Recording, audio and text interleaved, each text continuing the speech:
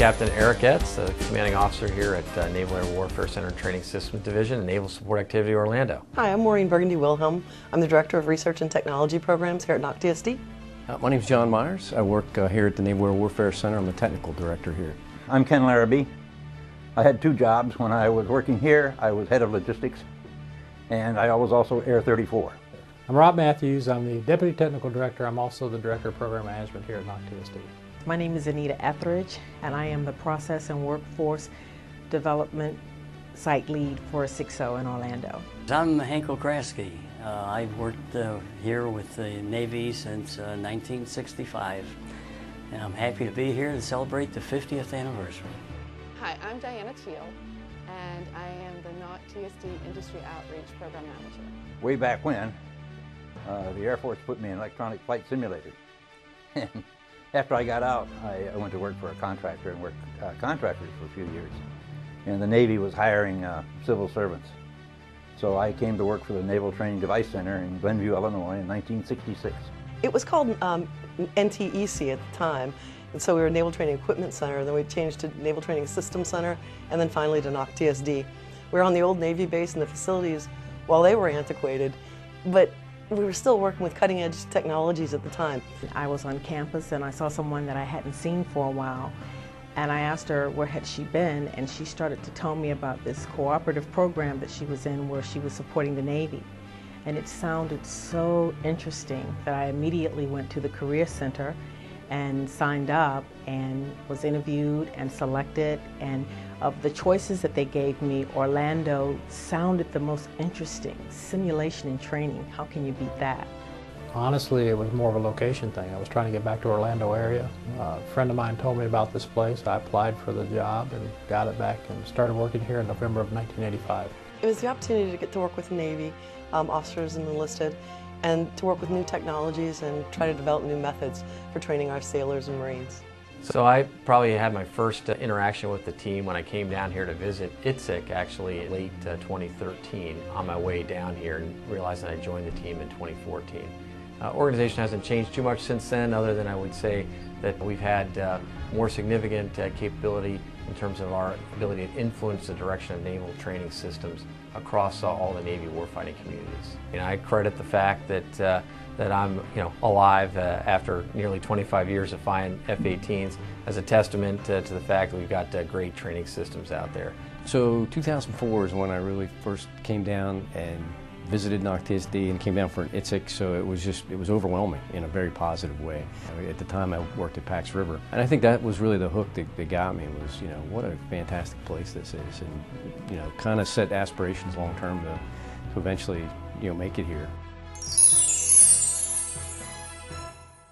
My first ITSEC was the first ITSEC in 1966. In fact, I was fortunate enough to present a paper at that ITSEC, which was held at the Orlando Air Base, Air Force Base, in old World War II buildings. I think I went to the second one. It wasn't called ITSEC then, it was something else. I was just a field engineer then. It was pretty interesting, but they were a lot smaller. ITSEC represents an opportunity for us to present the government military part of the training systems equation. It gives us a chance to showcase our involvement with a number of different platforms and programs to provide training solutions for the fleet. It's also a fantastic opportunity for our military team to go out there and see what industry is doing, to be able to ensure that we are providing the best capability to our warfighters when we deliver products as a government and industry team working together. I can tell you, it's at the Orange County Convention Center. When I went into ITSEC for the first time, I was very overwhelmed. I was overwhelmed with the showroom floor. I was overwhelmed with the sense of community that I saw amongst the people that had been there. I saw people, that knew each other, and that was something that they looked forward to each year. And not only for the relationship part of it, but what they were going to gain from a business perspective, the information and the knowledge and the networking. So I do remember the first time I attended one, it was when we were doing them at the Marriott World Center, which was before we ever went to the convention center. And at that time, we were rotating the location based on what service was the lead. It was in the late 80s. I think it was either 88 or 89. I'm not positive. It was a lot smaller and more intimate. The exhibit hall was much smaller, and I think there were probably a quarter of the attendees that we see nowadays. I would say it was in 1985. I was a student, but I was here during that time. It was exciting.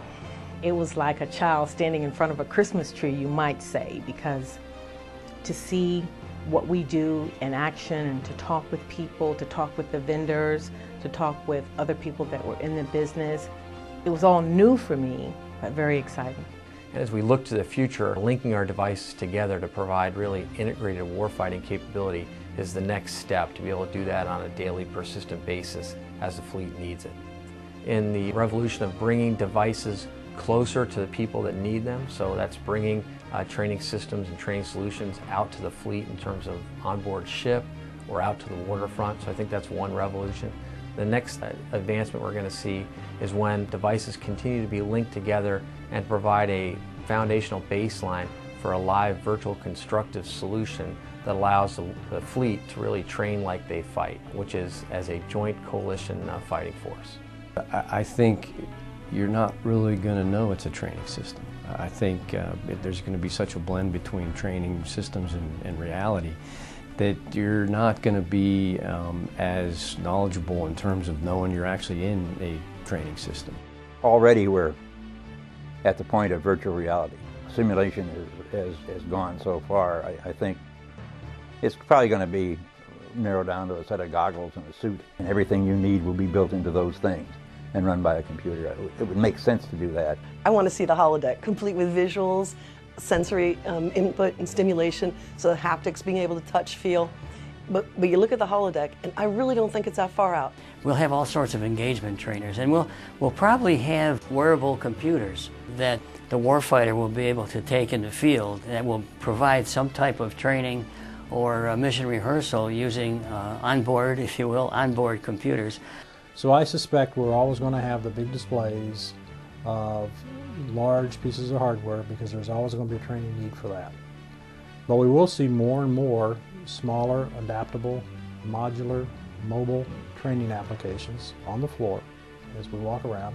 And the papers are presentable will include more and more information about how you use that new solution set to not only instruct the students, but assess the students and then improve the curriculum from there.